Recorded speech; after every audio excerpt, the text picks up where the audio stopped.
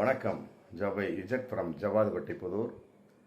Power writer அப்படிங்கிற அந்த YouTube channel மூலமாக உங்களை மீண்டும் சந்திப்பு ரொம்ப மற்ற மகிழ்ச்சி. அத்தோடு எங்கள் சேனலை சப்ஸ்கிரைப் பண்ணுங்கள், பெல் பட்டன் அழுத்த மறந்துடாதீங்க.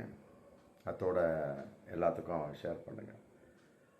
அதாவது இசை ஞானி இளையராஜாவுக்கு தமிழக அரசு செய்த மிகப்பெரிய ஒரு பாராட்டு. 50 வருடங்கள் இசைத்துறையில் அவர் பணியாற்றிய செய்த சாதனைகள் வெளிப்பாடு.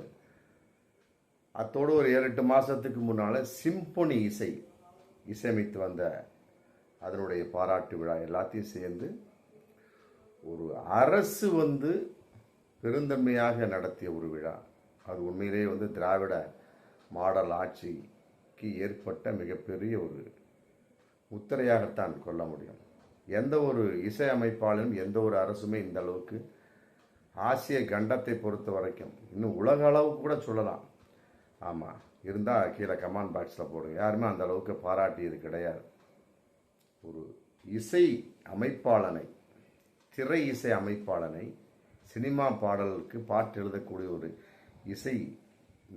ஒரு இசையமைப்பாளரை இந்த அளவுக்கு தன்னுடைய சொந்த செலவில் பாராட்டியதாக எந்த ஒரு தகவலும் எந்த ஒரு மாநில அரசின் மூலமாகவும் மத்திய அரசின் மூலமாக இல்லை என்பதுதான் இதுவரை கண்கூடு. அந்த அளவுக்கு மிக பிரம்மாண்டமான பல கோடி செலவழித்த ஒரு விழா. மு.க. ஸ்டாலின், உதயநிதி ஸ்டாலின் சொல்லி போட்டு திமுக அமைச்சர்களை குழுமி இருந்தார்கள்.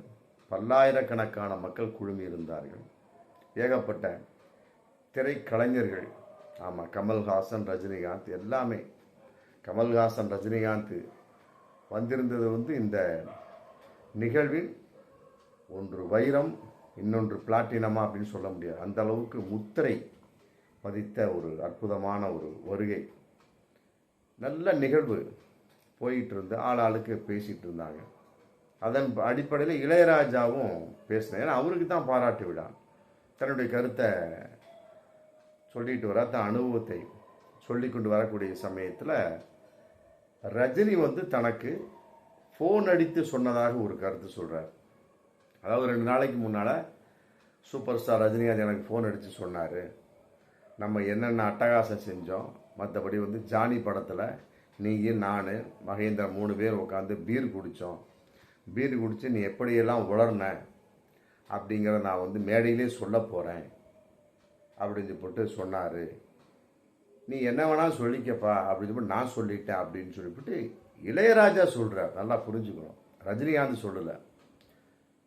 உடனே பேச பேச என்ன பண்ணுறாரு, சூப்பர் ஸ்டார் ரஜினிகாந்த் குடுன்னு சின்ன குழந்தை மாதிரி ஓடி மைக்கை திருப்பிக்கிட்டு, இளையராஜா பேசி அந்த மைக்கையை திருப்பிக்கிட்டு, ஆமாங்க உண்மைதாங்க, ஜானி படம் விஜிபியில் நடந்துகிட்டு இருக்கு, நானும் மகேந்திரன் அவரும் 2 பேரும் மது அருந்திக்கிட்டு இருந்தோம், பீர் குடிச்சிக்கிட்டு இருந்தோம். அப்போ இளையராஜா வந்தார். பாப்பா நீயும் கொஞ்சம் பீர் குடிப்பா அப்படின்னு சொன்னோம். அவர் அரபாட்டு பீர் தான் குடித்தார். அரபாட்டு பீர் குடிச்சுக்கிட்டு அவர் ஆட்டம் போட்ட ஆட்டம் இருக்கு. காலையில் அதிகாலை 3 மணி வரைக்கும் அவர் எங்களை தூங்க விடலை, அவரும் தூங்கலை. அடேங்கப்பா, ஏகப்பட்ட கிசுகிசுக்கள். அந்த நடிகன் இப்படி, இந்த நடிகன் அப்படி, ஏன்னா அந்த கதாநாயகி அப்படி, இந்த கதாநாயகி அப்படி, ஏகப்பட்ட ரகசியங்களை அவுத்து விட்டார் பாருங்க. எங்களுக்கே பயங்கரமாக இருந்தது.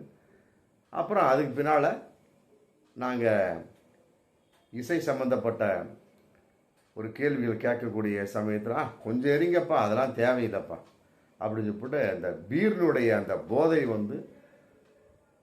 காலை வரை நம்ம இறங்காமல் இளையராஜா ஒரு கூத்து ஆட்டம் போட்டார் பாருங்க அப்படின்னு போட்டு சொல்லிட்டு, இன்னும் நிறைய இருக்குது, அடுத்த நிகழ்ச்சியில் நான் சொல்கிறேன் என்ன அப்படின்னு போட்டு ரஜினிகாந்த் சொல்லிட்டு அவர் தன்னுடைய இருக்கைக்கு போயிடுறார். உடனே அதுக்கு எந்த ஒரு எதிர்ப்பும் இல்லை இளையராஜா. ஏன்னா அவர் தான் தூக்கி எடுத்து கொடுக்குறாரு. ரஜினி பேசுகிறப்ப ரஜினி அதெல்லாம் சொல்லவே கிடையாது. இளையராஜா பேசுகிறப்ப தான் ரஜினி சொன்னதா இளையராஜாவே சொல்கிறார். அப்போ அதற்கு ஒரு தூக்கி விட்டதா மற்ற இல்லை இன்னும் ரகசியங்கிற நேரடியாக சொல்லலாம் அப்படிங்கிற இதில் ரஜினியே குடுகுடுன்னு ஓடி பேச்சுக்கு இடையில பேசுகிறார். நல்லா புரிஞ்சுக்கணும், பேச்சுக்கு இடையில பேசுகிறார். இதுக்கு இளையராஜா தான் காரணம், ரஜினி காரணம் கிடையாது. பேச்சுக்கு இடையில பேசுகிறாரு. அப்புறம் இந்த மாதிரி சொல்லிட்டு அடுத்த நிகழ்ச்சி நான் உன்னை வச்சுக்கிறேன் அப்படின்னு சொல்லிட்டு அவர் ரஜினி தன்னுடைய இருப்பிடத்துக்கு போயிடுறாரு. அப்புறம் பார்த்துட்டு இளையராஜா என்ன பண்ணுறாரு, பாருங்கள் இல்லாத பொருளாக சொல்லிட்டு போகிறாரு, என்னமோ சொல்லிட்டு போகிறாரு அப்படின்னு அவர் சொல்கிறார். நல்லா புரிஞ்சுக்கணும். இதில் என்ன விஷயம் அப்படின்னா, இளையராஜா தான் இதை சொல்கிறாரு. நான் இல்லாததையும் பொல்லாதையும் சொல்ல போகிறேன் அப்படின்னு நான் நம்ம பீர் குடிச்சதெல்லாம் சொல்லுவேன் அப்படின்னு சொன்னதா இளையராஜாவே சொல்கிறாரு. அதன் அடிப்படையில் நேரடியாக ரஜினிகாந்த் சொல்கிறாரு. சொல்லி முடித்ததுக்கு பின்னால் இல்லாதையும் பொல்லாதையும் இவரே சொல்கிறாரு அப்படின்னு அவரே சொல்கிறார். நல்லா விளங்கிக்கணும். இதில் ஒரு விஷயம், தூக்கி கொடுத்தது, அதாவது சும்மா இருந்த சங்க ஊதி கெடுத்தான ஆண்டிங்கிற மாதிரி தூக்கி கொடுத்தது இளையராஜா. அதன் அடிப்படையில் சொல்கிறாரு. அந்த மாதிரி சொன்னதாகவும் இளையராஜா தன் வார்த்தையிலையும் சொல்கிறாரு. Right, okay. அதைத்தான் ரஜினிகாந்தும் சொல்கிறார். உண்மையை தான் சொல்கிறார், பொய் சொல்ல கிடையாது. அதை ஒப்புக்கொண்டதை போல மெதுவாக சிரிக்கிறார் இளையராஜா. அப்புறம் சொல்கிறாரு, என்னமோ சொல்கிறாரு. ஆமாம், இல்லாதையும் பொல்லாதையும் சொல்லிக்கிட்டு போயிட்டுருக்கிறாரு. ஏன்னா அவர் சொல்கிறதெல்லாம் உண்மை இல்லை அப்படிங்கிற மாதிரி சொல்கிறாரு. அதான் உண்மை புரியல. அதாவது நுணலும் தன் வாயால் கெடும் அப்படிங்கிற மாதிரி இளையராஜா தன்னைத்தானே கெடுத்து கொண்டாரா அப்படிங்கிற கேள்வி இதில் வருது.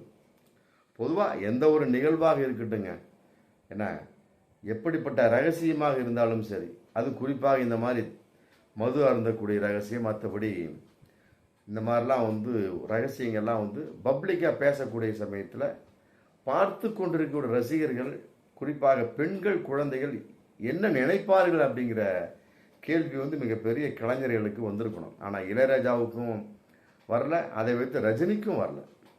முதல் தவறு இளையராஜா, இரண்டாவது தவறு ரஜினி. எடுத்து கொடுத்தது இளையராஜா, பிடித்து கொண்டது ரஜினி. ஆமாம், இது பத்திரிகையில் அடுத்த நாள் பார்க்கக்கூடிய சமயத்தில் ரஜினி இளையராஜாவும் அந்த நிகழ்வை கலகலப்பாக்கினார்கள் அப்படின்னு போட்டிருக்காங்க. உண்மையில கலகலப்பு கிடையாது. இது ஏற்றுக்கொள்ள முடியாத ஒரு ஏற்பட்ட திடீரென்று உணர்ச்சி வசமாக ஏற்பட்ட ஒரு சம்பவம் இது. இது பேச பேச மு.க. ஸ்டாலினை சிரிக்கவே கிடையாது. ஐயா முதலமைச்சராக சிரிக்க கிடையாது, உதயநிதி சிரிக்க கிடையாது, மற்ற யாருமே சிரிக்க, எல்லாருமே அப்செட் ஆகி தான் பார்த்தோம். என்னடா அது, இவ்வளோ கலைஞர்களாக இருக்கிறாங்க, அவர் இசை ஞானிங்கிறாங்க, இவர் சூப்பர் ஸ்டாருங்க, இவ்வளோ சின்னத்தனமாக பேசிட்டாங்க அப்படிங்கிற மாதிரி தான் அவங்களுடைய முகத்தில் எழுதப்பட்டிருந்தது. மு.க. ஸ்டாலின் ஐயாலும் அந்த சிரிக்கவெல்லாம் கிடையாது. அவரெல்லாம் வேறு விதமாக தான் நினச்சிருப்பாங்க. என்னடா அது, இந்த மாதிரி ஆளுகளுக்கு போய் நம்ம ஒரு பாராட்டு விழா வைத்து விட்டோமோ அப்படிங்கிற எண்ணம்லாம் வந்திருக்கும்.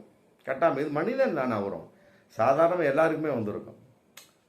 பொதுவாக அதை எந்த ஒரு விசேஷமாக இருந்தாலுமே சரிங்க, பொதுவாக ஒரு விசேஷம் அப்படிங்கிற சமயத்தில் நம்முடைய ஒரு மைனஸை ஒரு 10 பேர் முன்னால் கலகலன்னு ஒரு நண்பர்கள் முன்னால் பேசி சிரிச்சுட்டு போயிடலாம். ஆனால் மைக்கில் பேசுறது என்பது வேறு.